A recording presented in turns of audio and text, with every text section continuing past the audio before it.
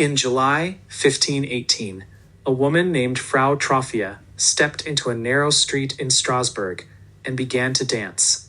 There was no music, no festival, no reason.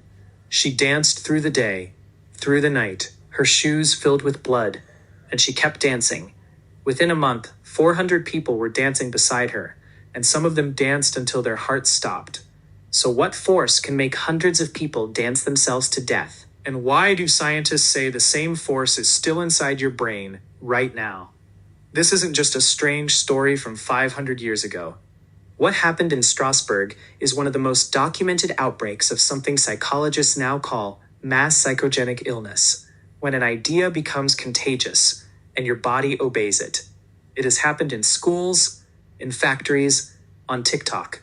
The clothing changes, the century changes, the mechanism doesn't. By the end of this video, you'll know exactly how it works and why being intelligent doesn't protect you from it. To understand what happened, you have to understand where it happened. Strasbourg, 1518.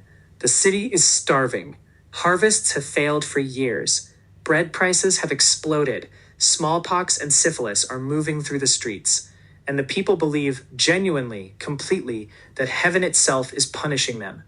Into this city steps Frau Trophia. We don't know her age.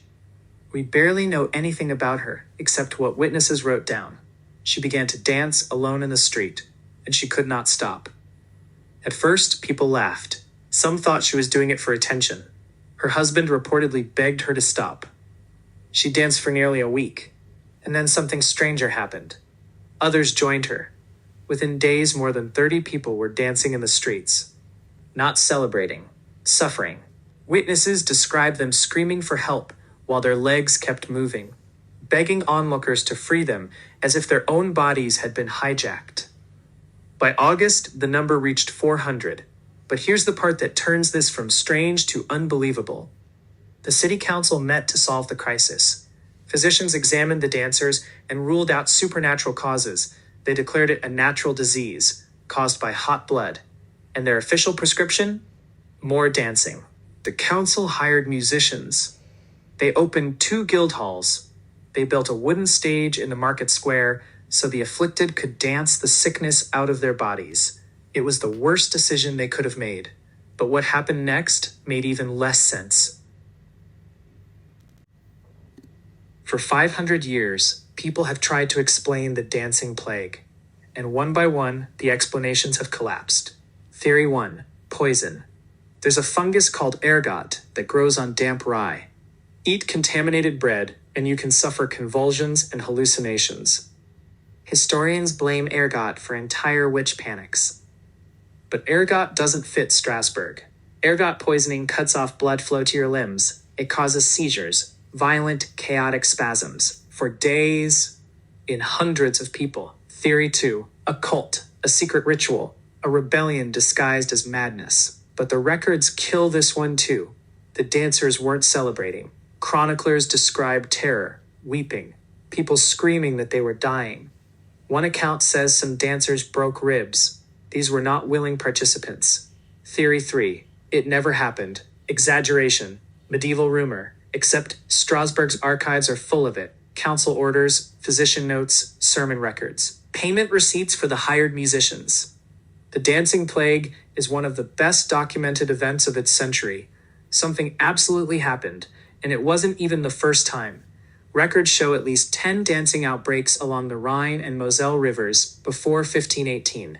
Same region, same desperation, same dance. So, not poison, not a cult, not a myth, which leaves one suspect nobody wanted to consider: the human mind itself. The historian John Waller spent years reconstructing Strasbourg in 1518, and his conclusion is now the leading explanation.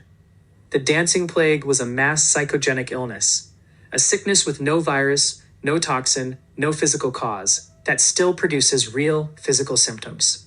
Here's how the trap works. It needs 3 ingredients. Ingredient 1, unbearable stress.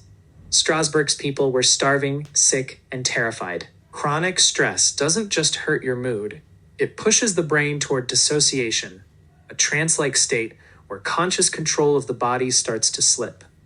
It's the same family of states as sleepwalking, or soldiers who keep functioning after trauma and remember none of it. Ingredient 2, a belief about what the sickness looks like.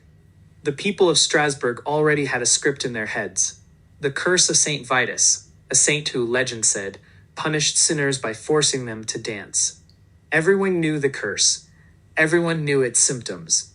So when a desperate, dissociating mind looked for a shape for its suffering, the curse was waiting. The belief didn't describe the illness. The belief designed it. Ingredient 3, seeing it happen. Watching someone else fall into the trance is the trigger. Every new dancer made the next conversion easier, which is why the council stage was catastrophic. They didn't contain the outbreak. They broadcast it. Strasbourg eventually understood. They banned public dancing, banned music, and quietly carried the afflicted to a shrine of Saint Vitus in the mountains. Inside the same belief system, a ritual that meant the curse can end, and it worked. Within weeks, the dancing stopped. The cure was made of the same material as the disease. So, what force makes 400 people dance themselves to death? Not a fungus, not a demon, a loop. Stress, plus an expected script, plus social proof. A loop that runs below consciousness, in machinery your brain still carries. And it never went away. In 1962, a laughter epidemic closed schools across Tanzania for months. In 2011, a cluster of students in Leroy, New York, developed identical tics. It spread through Facebook videos. Doctors have now documented TikTok-transmitted tic outbreaks on 3 continents.